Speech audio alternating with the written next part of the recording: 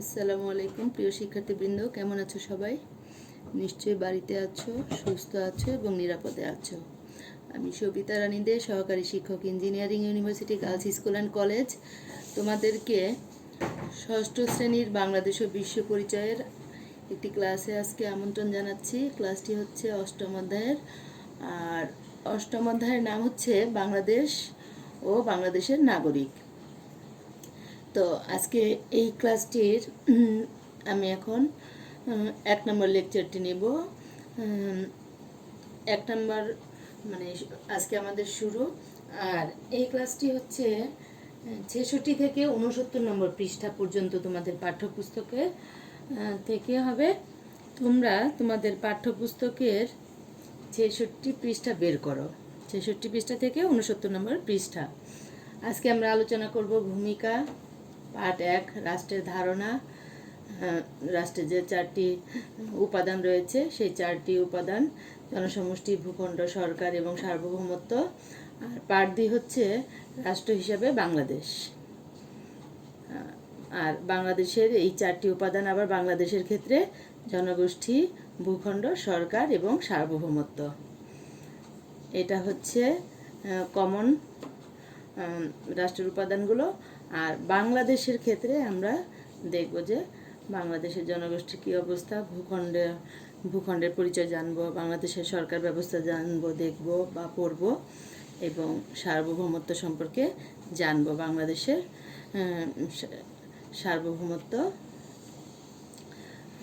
কী অবস্থায়, আমরা বাংলাদেশের রাষ্ট্রটি কী অবস্থায় রয়েছে, মানে সার্বভৌমত্ব রাষ্ট্রের যে গুরুত্বপূর্ণ উপাদান এবং চরম ও চূড়ান্ত একটি ক্ষমতা বাংলাদেশের ক্ষেত্রে, এটা আমরা আলোচনা করব। তো আসো তাহলে মূল পাঠ হচ্ছে আমাদের রাষ্ট্রের ধারণা। রাষ্ট্রের ধারণা থেকে রাষ্ট্রের 4টি উপাদান বাংলাদেশের ক্ষেত্রে এবং সার্বিকভাবে। তাহলে আমরা আসো পড়ায় চলে আসি। 66 নম্বর পৃষ্ঠা। 66 নম্বর পৃষ্ঠা তোমরা সবাই খুলে ফেলো। 66 নম্বর পৃষ্ঠায় গিয়ে দেখো অষ্টম অধ্যায়, বাংলাদেশ ও বাংলাদেশের নাগরিক। প্রথমে রয়েছে কি? ভূমিকা। সবাই নিশ্চয়ই বের করেছে এতক্ষণে, তোমাদের নিশ্চয়ই বের করা হয়ে গিয়েছে। সবাই বের করে ফেলো। ভূমিকা। তো মানুষ অনেক আগে জন্ম নিলেও প্রাচীন পৃথিবীতে কোনো রাষ্ট্রের অস্তিত্ব ছিল না। ছিল না কোনো নাগরিকত্বের ধারণা। সময়ের পরিবর্তন ও বিভিন্ন ঘটনার মধ্য দিয়ে 5 থেকে 6,000 বছর আগে নদী ও সমুদ্রের তীরে প্রাচীন কিছু নগররাষ্ট্র গড়ে ওঠে। নগররাষ্ট্র ব্যবস্থা থেকে প্রাচীনকালে রাষ্ট্রের ধারণার উৎপত্তি ঘটেছে। ধীরে ধীরে আধুনিক রাষ্ট্রের উদ্ভব হয়েছে। বর্তমান বিশ্বের জনসংখ্যা প্রায় 700 কোটি। এই বিপুল জনসংখ্যার সবাই কোনো না কোনো রাষ্ট্রের অধিবাসী বা নাগরিক। যেমন আমরা সবাই বাংলাদেশ নামক রাষ্ট্রের অধিবাসী এবং নাগরিক। রাষ্ট্র বলতে কি বোঝায়? কিভাবে একটি রাষ্ট্র গঠিত হয়? নাগরিক বলতে কি বোঝায়? কিভাবে একটি দেশের নাগরিকত্ব লাভ করা যায়? এই অধ্যায়ে আমরা পাঠ করে এগুলো সব জানব। তাহলে এগুলো সম্পর্কে আমরা ধারণা লাভ করতে হলে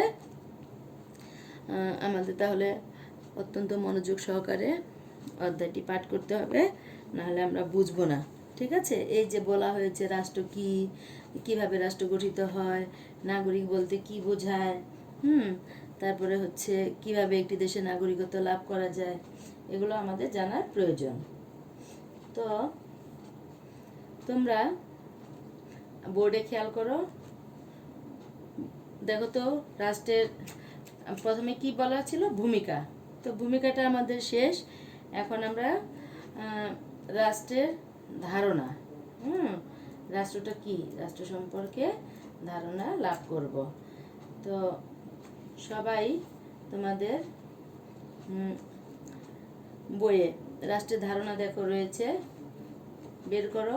রাষ্ট্রের ধারণাটা হচ্ছে পার্ট 1-এ আলোচ্য বিষয়। তো রাষ্ট্রের ধারণা সম্পর্কে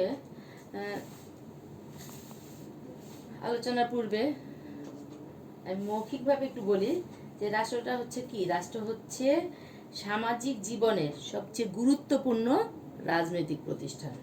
ঠিক আছে, রাষ্ট্র হচ্ছে সামাজিক জীবনের সবচেয়ে গুরুত্বপূর্ণ রাজনৈতিক প্রতিষ্ঠান।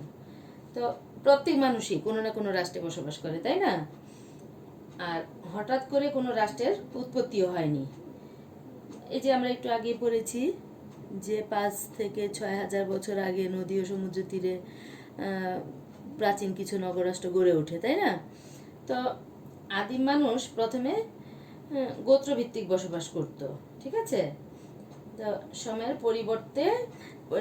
পরিবর্তনের মানে বিবর্তনের মাধ্যমে, সময়ের পরিবর্তনের মাধ্যমে এক সময় রাষ্ট্রের উৎপত্তি হয়। তো এই মানুষই কিন্তু মানুষের নিজস্ব প্রয়োজনে রাষ্ট্র সৃষ্টি করে। ঠিক আছে, আর যারা রাষ্ট্রে বসবাস করে তাদের মানে সবাইকেই কোনো না কতগুলো নিয়ম কানুন মেনে চলতে হয়। আর এই রাষ্ট্রে যারা বসবাস করে তাদেরকে বলা হয় ওই রাষ্ট্রের নাগরিক। ঠিক আছে, তো আর এই নাগরিকদেরকে সুন্দর সুষ্ঠুভাবে বাঁচার জন্য রাষ্ট্র অনেকগুলো কাজ করে থাকে। তো রাষ্ট্রটা কি বলেছি, রাষ্ট্র হচ্ছে সামাজিক জীবনের সবচেয়ে গুরুত্বপূর্ণ রাজনৈতিক প্রতিষ্ঠান। এবার দেখো তোমাদের পাঠ্যপুস্তকে রয়েছে যে রাষ্ট্র হলো এমন একটি সংগঠন যার একটি নির্দিষ্ট ভূখণ্ড, জনসমষ্টি, সরকার ও সার্বভৌম ক্ষমতা রয়েছে। ঠিক আছে, তাহলে বলা যায় রাষ্ট্র গঠনে 4টি উপাদান রয়েছে। এই যে একটা সুন্দর আমরা সংজ্ঞা পড়লাম যে রাষ্ট্র হলো এমন একটি সংগঠন যার একটি নির্দিষ্ট ভূখণ্ড, জনসমষ্টি, সরকার ও সার্বভৌম ক্ষমতা আছে। এটা তোমরা আরও যখন বড় হবে, উঁচু ক্লাসে পড়বে, তখন দেখবে যে বিভিন্ন রাষ্ট্রবিজ্ঞানী বিভিন্নভাবে রাষ্ট্রকে সংজ্ঞায়িত করেছেন। হ্যাঁ, তো তোমাদের বইয়ে নেই, কিন্তু এমনি আমি বলছি যে অধ্যাপক গার্নার, হ্যাঁ, তিনি একজন রাষ্ট্রবিজ্ঞানী। তিনি রাষ্ট্রের সবচেয়ে গুরুত্বপূর্ণ সুস্পষ্ট সংজ্ঞা দিয়েছেন এবং তার সংজ্ঞার মধ্যেই এই যে 4টি উপাদান ফুটে উঠেছে। ঠিক আছে, তো তাহলে দেখো যে আমরা বললাম যে রাষ্ট্র হলো এমন একটি সংগঠন যার একটি নির্দিষ্ট ভূখণ্ড, জনসমষ্টি, সরকার ও সার্বভৌম ক্ষমতা আছে। তাহলে 4টি উপাদান পেয়ে গেলাম। কি কি? যে জনসমষ্টি, ভূখণ্ড, সরকার ও সার্বভৌমত্ব। আর এই 4টি উপাদানই কিন্তু অত্যন্ত গুরুত্বপূর্ণ। হ্যাঁ, তো এই 4টি উপাদানের কোনো একটি যদি বাদ পড়ে যায়, যে কোনো 3টি উপাদান আছে আরেকটি নেই, হবে না, রাষ্ট্র গঠিত হবে না। রাষ্ট্র গঠনের জন্য 4টি উপাদানের উপস্থিতি প্রয়োজন। ঠিক আছে, আচ্ছা, নিশ্চয়ই আমরা বুঝতে পেরেছি এটুকু। এবার আসো প্রথম উপাদান, জনসমষ্টি। তাহলে জনসমষ্টিটা নাম থেকে বোঝা যাচ্ছে জনসমষ্টি কি। হ্যাঁ, জনসমষ্টি হচ্ছে একটি রাষ্ট্রের জনসংখ্যা। ঠিক আছে, মোট জনসংখ্যা। তো এটা হচ্ছে এই জনসমষ্টিটা হচ্ছে রাষ্ট্রের প্রাথমিক উপাদান। ঠিক আছে, প্রাথমিক উপাদান। তো রাষ্ট্রের অন্যতম একটি উপাদান। জনগণ হলো রাষ্ট্রের প্রাণ। জনসমষ্টি ছাড়া রাষ্ট্র গঠিত হতে পারে না। তবে রাষ্ট্রের জনসংখ্যা কত হবে তার কোনো ধরাবাঁধা নিয়ম নেই। ঠিক আছে, রাষ্ট্রের জনসংখ্যা কত হবে তার কোনো ধরাবাঁধা নিয়ম নেই। রাষ্ট্রের জনসংখ্যা কম হতে পারে, আবার বেশি হতে পারে। যেমন চীনের জনসংখ্যা 137 কোটি 20 লক্ষ। ঠিক আছে, 137 কোটি 20 লক্ষ। তারপরে ভারতেরও জনসংখ্যা অনেক। ঠিক আছে, আচ্ছা, আবার এই যে সান মেরিনো নামের একটি ছোট দেশের জনসংখ্যা 30,000 মাত্র। ঠিক আছে, সান মেরিনো নামের একটি ছোট রাষ্ট্র, তার জনসংখ্যা হচ্ছে 30,000 মাত্র। আবার ওই যে তোমরা পরবর্তীতে উপরের ক্লাসে উঠলে পাবা যে সান মেরিনো, মোনাকো একটি রাষ্ট্র আছে, হ্যাঁ, এর জনসংখ্যাও কম। ঠিক আছে, মোনাকোর জনসংখ্যা হলো 38,000, তোমাদের বইয়ে নেই, হ্যাঁ, কিন্তু উপরের ক্লাসে উঠলে পাবা যে মোনাকো হলো জনসংখ্যা হচ্ছে মোনাকোর মাত্র 38,000।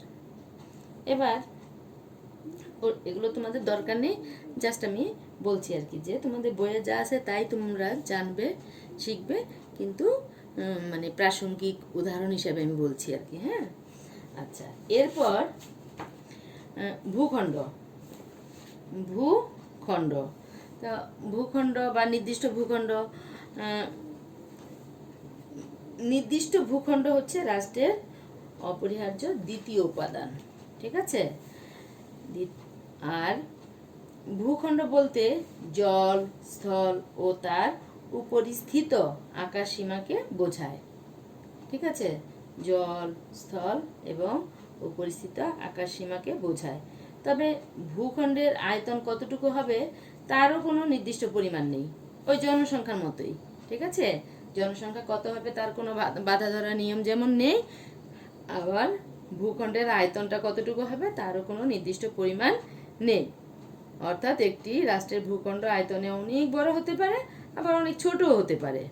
যেমন ভারতের আয়তন দেখো যে 32,87,263 বর্গ কিলোমিটার। তাহলে কত ভারতের আয়তন কত? 32,87,263 বর্গ কিলোমিটার। অন্যদিকে সিঙ্গাপুর ও ভ্যাটিকান সিটির আয়তন যথাক্রমে প্রায় 693 বর্গ কিলোমিটার ও 0.18 বর্গ কিলোমিটার। ঠিক আছে, মানে কি হচ্ছে জানো, যে সিঙ্গাপুর ও ভ্যাটিকান সিটির আয়তন যথাক্রমে, মানে সিঙ্গাপুরের কথাটা আগে আছে, আর তাহলে সিঙ্গাপুরের আয়তনটা আগেরটাই, সিঙ্গাপুরের আয়তন হচ্ছে 693 বর্গ কিলোমিটার। তারপর আছে ভ্যাটিকান সিটি, তাহলে পরেরটা হচ্ছে ভ্যাটিকান সিটির আয়তন। ভ্যাটিকান সিটির আয়তন হচ্ছে 0.18 বর্গ কিলোমিটার। দেখছো কত কম। সিঙ্গাপুর ও ভ্যাটিকান নগর কেন্দ্রিক রাষ্ট্র। ঠিক আছে, নগর কেন্দ্রিক রাষ্ট্র। আচ্ছা, তাহলে এরকম রাশিয়া কিন্তু অনেক বড় আয়তনে, অনেক বড়। আবার ছোট আয়তনের আরও রাষ্ট্র আছে, যেমন দারুসালাম, সুইজারল্যান্ড, ব্রুনাই, এগুলো। ঠিক আছে, তাহলে এখানে আরেকটা কথা, যে এই যে নির্দিষ্ট ভূখণ্ড, যেমন সিঙ্গাপুর আর ভ্যাটিকান সিটি বলছি না, নগর কেন্দ্রিক রাষ্ট্র, তোমাদের বইয়ে যেটা লেখা আছে। হ্যাঁ, তাহলে এরকম অনেক রাষ্ট্র আছে পৃথিবীতে, অনেক রাষ্ট্র আছে যেগুলো কিন্তু কয়েকটি দ্বীপের সমষ্টিও হতে পারে, মানে কয়েকটি দ্বীপ মিলে একটি রাষ্ট্রের ভূখণ্ড। হ্যাঁ, জাপান, মালয়েশিয়া, ইন্দোনেশিয়া, এগুলো। জাপানের 4টি বড় বড় দ্বীপ রয়েছে। ঠিক আছে, তো এই যে জাপান, মালয়েশিয়া, ইন্দোনেশিয়া, এগুলো কিন্তু কয়েকটি দ্বীপের সমষ্টি। ঠিক আছে, এগুলো ওই দ্বীপগুলো একত্রিত, মানে দ্বীপগুলো সবগুলোর একত্রিত যোগফলটাই হচ্ছে ওই রাষ্ট্রের হচ্ছে আয়তন আর কি। ঠিক আছে, যোগফলটা সব মূল ভূখণ্ড এবং দ্বীপগুলো মিলে এই যোগফলটাই হচ্ছে রাষ্ট্রের আয়তন বা নির্দিষ্ট ভূখণ্ড। ঠিক আছে, এবার আসো সরকার। এবার আমরা আসবো সরকার। পেয়েছি আমরা রাষ্ট্র গঠনের আরেকটি উপাদান, তৃতীয় উপাদান আর কি। তৃতীয় উপাদান হলো সরকার। সরকারের মাধ্যমে রাষ্ট্রের সকল কাজ পরিচালিত হয়। রাষ্ট্রের শান্তি শৃঙ্খলা রক্ষার জন্য সরকার আইন প্রণয়ন করে এবং আইন অনুযায়ী জনগণকে পরিচালনা করে। জনগণ সরকারের সকল বৈধ আদেশ মেনে চলে এবং সরকারের প্রতি আনুগত্য প্রকাশ করে। ঠিক আছে? তাহলে দেখো যে সরকার হচ্ছে রাষ্ট্রের কততম উপাদান বললাম আমি? 3 নম্বর উপাদান, তৃতীয় উপাদান। আর সরকার গঠনের মাধ্যমে নির্দিষ্ট ভূখণ্ডের উপর কর্তৃত্ব প্রতিষ্ঠিত হয়। মানে ওই সরকারটা একটি, যেমন আমাদের বাংলাদেশের সরকার, আমাদের নির্দিষ্ট ভূখণ্ড, বাংলাদেশে যতটুকু ভূখণ্ড আছে তার উপরে মানে বাংলাদেশের ভূখণ্ডটার উপরে সরকারের কর্তৃত্ব প্রতিষ্ঠিত হয়। প্রতিষ্ঠিত হয়েছে বা হয়। আচ্ছা, তারপর হলো এই যে সরকার বলা আছে কি, যে সরকার হলো সরকারের মাধ্যমে রাষ্ট্রের সকল কাজ পরিচালিত হয়। এই যে সরকার যে বিভিন্ন কাজ করে থাকে, রাষ্ট্রের বিভিন্ন কাজ করে থাকে, এই জন্য সরকারের 3টি বিভাগ আছে। এটাও তোমাদের বইয়ে নেই, এটা উপরে ক্লাসে উঠলে পাবে, কিন্তু জাস্ট প্রাসঙ্গিক হিসাবে আমি বলছি যে 3টি বিভাগ আছে। সরকারের আইন বিভাগ, শাসন বিভাগ ও বিচার বিভাগ। এই বিভাগগুলোর মাধ্যমে সরকার, মানে সরকারের যে অঙ্গ এগুলোর মাধ্যমে সরকার তার কাজগুলো পরিচালনা করে থাকে। ঠিক আছে? ওই যে তোমাদের বই আছে যে রাষ্ট্রের সকল কাজ পরিচালিত হয়, শান্তি শৃঙ্খলা রক্ষার জন্য সরকার আইন প্রণয়ন করে এবং এই আইন অনুযায়ী জনগণকে পরিচালনা করে এবং জনগণ সরকারের সকল বৈধ আদেশ মেনে চলে এবং সরকারের প্রতি আনুগত্য প্রকাশ করে। এই যে কাজগুলো, এই কাজগুলো সরকার তার বিভিন্ন অঙ্গ, মানে আইন বিভাগ, বিচার বিভাগ, শাসন বিভাগ, এগুলোর মাধ্যমে করে থাকে। ঠিক আছে? আইন বিভাগ, শাসন বিভাগ আর বিচার বিভাগ, এই 3টির মাধ্যমে কাজগুলো করে থাকে। তারপরে আসো, সরকারের পরে কি? সরকারের পরে হচ্ছে সার্বভৌমত্ব। সরকার পরে কি? সার্বভৌমত্ব। সবাই একসাথে বলি, সার্বভৌমত্ব। আচ্ছা, সার্বভৌমত্ব দেখো রাষ্ট্র গঠনের মুখ্য উপাদান, মানে গুরুত্বপূর্ণ উপাদান, এটা হচ্ছে প্রধান উপাদান। সবগুলোই বলছি যে কোনোটাকে বাদ দিয়েই মানে রাষ্ট্র গঠিত হবে না, সবগুলো উপাদানই মানে কম গুরুত্বপূর্ণ নয়। তবে এটি হচ্ছে রাষ্ট্রের সর্বোচ্চ চরম এবং চূড়ান্ত ক্ষমতা। ঠিক আছে? সার্বভৌম ক্ষমতা। এই সার্বভৌম ক্ষমতাকে কিন্তু সার্বভৌমিকতাও বলে। ঠিক আছে? সার্বভৌমিকতাও বলে। তাহলে এই যে সার্বভৌমিকতা বা সার্বভৌম ক্ষমতা বা সার্বভৌমত্ব, এই ক্ষমতা বলে, ক্ষমতার বলে রাষ্ট্র সকল ব্যক্তি ও প্রতিষ্ঠানের ঊর্ধ্বে অবস্থান করে। মানে রাষ্ট্রের মধ্যে, রাষ্ট্রের অন্তর্গত যতগুলো প্রতিষ্ঠান আছে, রাষ্ট্র, ওই যে প্রথমেই বলছিলাম, রাষ্ট্র একটি রাজনৈতিক প্রতিষ্ঠান এবং সামাজিক জীবনের সবচেয়ে গুরুত্বপূর্ণ রাজনৈতিক প্রতিষ্ঠান। তো যত প্রতিষ্ঠান রয়েছে সবচেয়ে হলো উপরে হচ্ছে এই রাষ্ট্র। ঠিক আছে? আর এই ক্ষমতা বলে রাষ্ট্র তার অভ্যন্তরে যে কাউকে যে কোনো নির্দেশ দিতে পারে, তাকে সে আদেশ পালনে বাধ্যও করতে পারে। সার্বভৌমত্বের কারণে রাষ্ট্র অন্য কোনো দেশ বা শক্তির নিয়ন্ত্রণ থেকে মুক্ত থাকে। ঠিক আছে? মানে অন্য কেউ ইচ্ছা করে আমাদের দাবিয়ে রাখতে পারবে না, আমাদের মানে আক্রমণ করতে পারবে না। ঠিক আছে? বা আমরাও অন্য রাষ্ট্রকে আক্রমণ করতে পারবো না, স্বাধীন রাষ্ট্রগুলোকে। তারপরে হচ্ছে এই সার্বভৌমত্ব হলো রাষ্ট্রের অস্তিত্ব এবং রাষ্ট্রের শান্তি শৃঙ্খলা রক্ষার সর্বময় ক্ষমতা। ঠিক আছে? আর সার্বভৌমত্ব, এই যে সার্বভৌম ক্ষমতা বা সার্বভৌমিকতা, এর আদর্শ হচ্ছে আইন। মেন কথা হচ্ছে এর পাওয়ারটা হচ্ছে আইন। ঠিক আছে? আইন, ল। আচ্ছা, তাহলে এটুকু আমরা বুঝছি। সবাই বুঝতে কারো কোনো সমস্যা আছে? আমি ধরে নিলাম নেই, যদি থাকে তোমরা আমাকে কমেন্ট বক্সে লিখে জানিও। এবার আসো পার্ট 2। পার্ট 2 আমরা চলে যাই। পার্ট 2 হচ্ছে রাষ্ট্র হিসাবে বাংলাদেশ। রাষ্ট্র হিসাবে বাংলাদেশ। তো দেখো, রাষ্ট্র হিসাবে বাংলাদেশ, এই উপাদানগুলোই কিন্তু আমরা বাংলাদেশের পরিপ্রেক্ষিতে দেখব। ঠিক আছে? তো কি কি দেখো, জনগোষ্ঠী, ভূখণ্ড, সরকার এবং সার্বভৌমত্ব। ওই সেই আগের উপাদানগুলোই এসেছে, কিন্তু এবার আমরা বাংলাদেশের প্রেক্ষিতে দেখব। ঠিক আছে? তো রেডি আমরা? হ্যাঁ, 67 নম্বর পৃষ্ঠাতে আমরা আছি, তাই না? সবাই আছি 67 নম্বর পৃষ্ঠায়। এবার দেখো, বাংলাদেশ একটি স্বাধীন ও সার্বভৌম রাষ্ট্র। কবে স্বাধীন হয়েছি আমরা সবাই জানি, তাই না? 1971 সালের 16ই ডিসেম্বর মহান মুক্তিযুদ্ধ ও রক্তক্ষয়ী সংগ্রামের মাধ্যমে, মানে সশস্ত্র সংগ্রামের মাধ্যমে এই বাংলাদেশ নামক ভূখণ্ডটি স্বাধীন হয়েছে, তাই না? আর বিশ্বের বুকে একটি স্বাধীন ও সার্বভৌম রাষ্ট্র হিসেবে আত্মপ্রকাশ করেছে। আর একটি রাষ্ট্র হিসেবে প্রতিষ্ঠিত হওয়ার জন্য যেসব উপাদান দরকার তার সবগুলোই বাংলাদেশের রয়েছে। বাংলাদেশ রাষ্ট্রের উপাদানগুলোর সম্পর্কে সংক্ষেপে আমরা জেনে নিব এখন। ঠিক আছে? আচ্ছা, তাহলে আসো প্রথমে আমরা জনগোষ্ঠী সম্পর্কে জেনে নিই। জনগোষ্ঠী,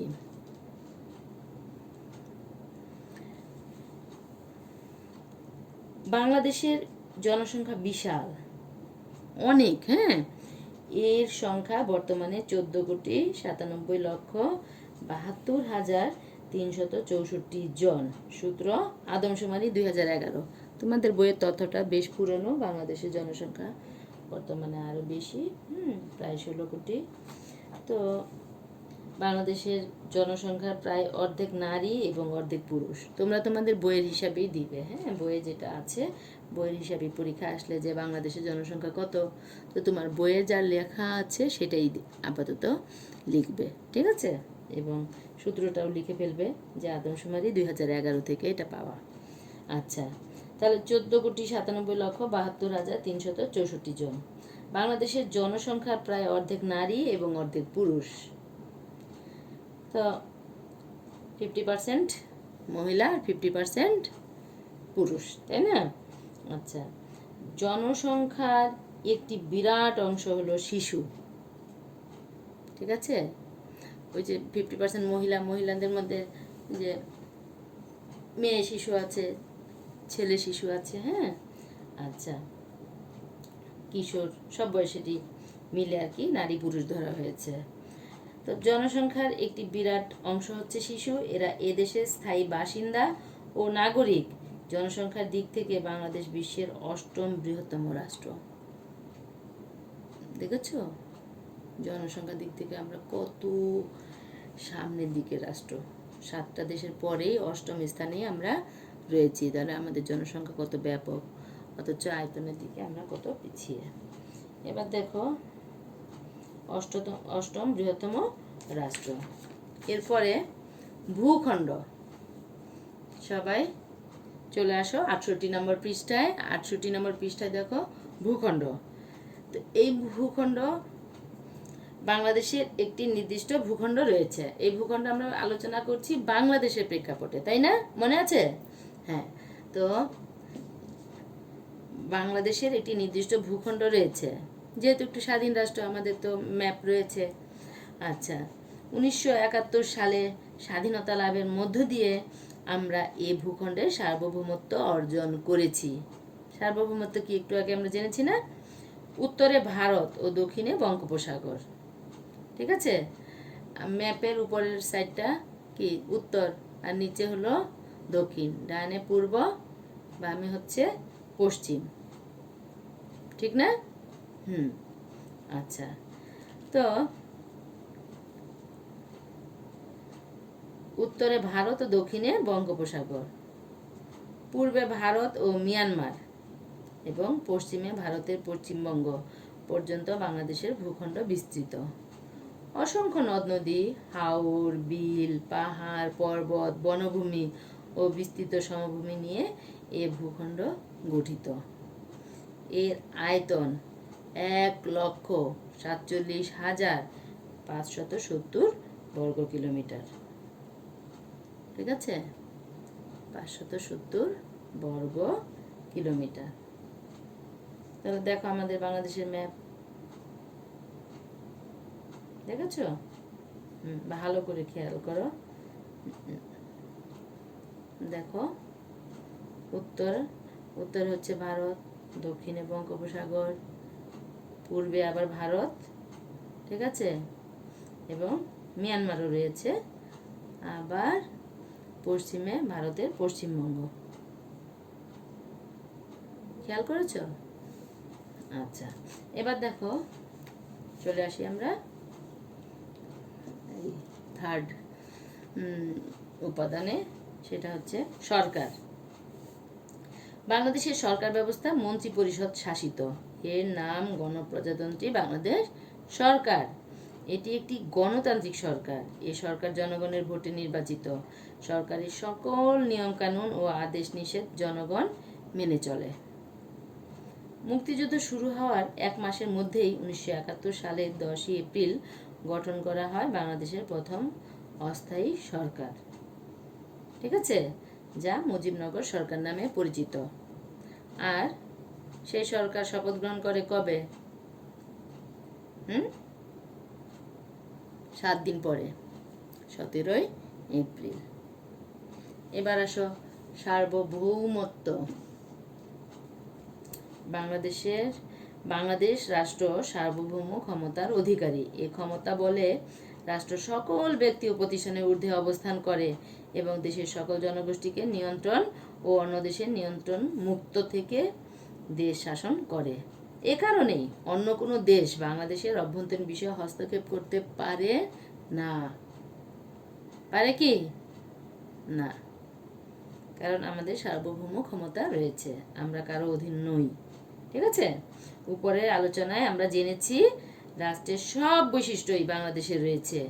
যে 4টি বৈশিষ্ট্য, 4টি বাংলাদেশে রয়েছে।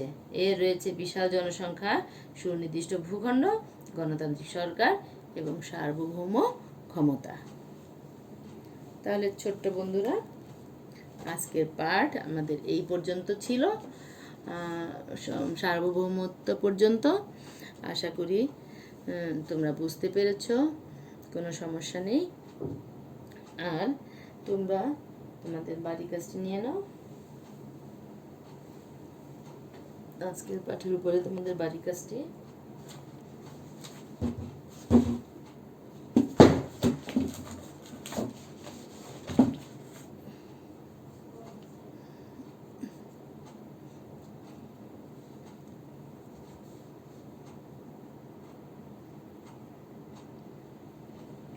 বাড়ির কাজটি দেখো, সৃজনশীল একটি প্রশ্ন দিয়েছি আজকের পাঠের উপরে। 1 নম্বর প্রশ্ন, এখানে হচ্ছে SWO 16/8/2020, শ্রেণী 6ষ্ঠ, বিষয় বাবি, মানে বাংলাদেশের বিশ্ব পরিচয়। আচ্ছা, 1 নম্বর। আর এখানে একটা দেখো বক্স, এই বক্সের চতুর্পাশে রাষ্ট্রের যে 4টি উপাদান, 1 হচ্ছে জনসমষ্টি, 2 হচ্ছে ভূখণ্ড, 3 হচ্ছে সরকার, আর এটা হচ্ছে কি হবে? বাদ আছে কি? এই যে বাদ, ঠিক আছে, এখানে হবে, তাই না? আচ্ছা, এইটা কিন্তু এই পয়েন্টের মানে উপাদানের 1 নম্বর না, এটা প্রশ্নের 1 নম্বর, ঠিক আছে, উপাদানের 1 নম্বর নয়। উপাদানগুলোর আমি নাম্বারিং করিনি। জনসমষ্টি, ভূখণ্ড, সরকার আর সার্বভৌমত্ব, এটা হচ্ছে প্রশ্নের 1, মানে 1 নম্বর প্রশ্ন। আর এগুলোর হলো 1-এর সংশ্লিষ্ট ক, খ, গ, ঘ। সবাই আমরা বুঝেছি? দেখো, ক, বর্তমান বিশ্বের জনসংখ্যা কত? তাহলে আমি বলেছি যে কোনো তথ্য চাওয়া হলে তোমরা তোমাদের বই ব্যবহার করবে, বই থেকে লিখবে, ঠিক আছে। বর্তমান বিশ্বের জনসংখ্যা কত? এরপর বাংলাদেশ ভূখণ্ডের পরিচয় ব্যাখ্যা করো। এই যে আমরা পড়েছিলাম বাংলাদেশের প্রেক্ষাপটে, এখানে ভূখণ্ড, হ্যাঁ, তো বাংলাদেশ ভূখণ্ডের পরিচয়টা ব্যাখ্যা করবে। এরপর দেখো গ, প্রশ্নবোধক চিহ্ন। এই প্রশ্নবোধক দেখো, ইন্টারোগেটিভ সাইন, এখানে প্রশ্নবোধক চিহ্নিত স্থান কোন উপাদানটিকে নির্দেশ করছে ব্যাখ্যা করো। তাহলে এখানে কোন উপাদানটি নির্দেশ করছে? জনসমষ্টি, ভূখণ্ড, সরকার। আর এখানে কি নেই সেটি ব্যাখ্যা করবে। ঠিক আছে।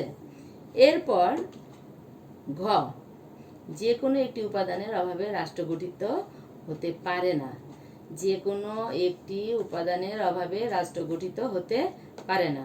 মূল্যায়ন করো। ঠিক আছে। এটা হচ্ছে 4 নাম্বার। এটা সবাই তোমরা জানো যে জ্ঞানমূলকে 1, অনুধাবনে 2, প্রয়োগে 3 আর উচ্চতর দক্ষতা হচ্ছে 4। 1, 2, 3, 4। তাহলে এই সৃজনশীল প্রশ্নটি তোমরা সবাই করে রেখো। আজকের জন্য এখানেই শেষ করছি। ভালো থেকো, সুস্থ থেকো, আমাদের জন্য দোয়া করো। আল্লাহ হাফেজ।